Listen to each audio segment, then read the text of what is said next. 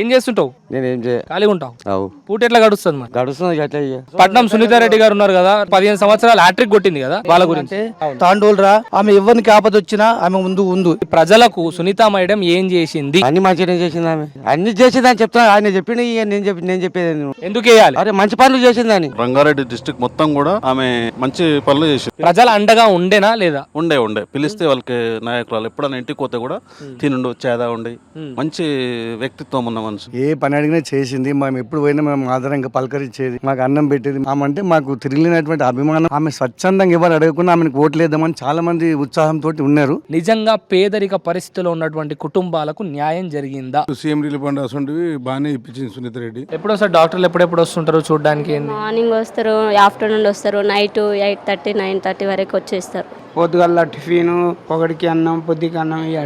ఎంపీగా మల్కాజ్గిరి డివిజన్ నుంచి తను పోటీ చేయబోతున్నది కదా, మల్కాజ్గిరి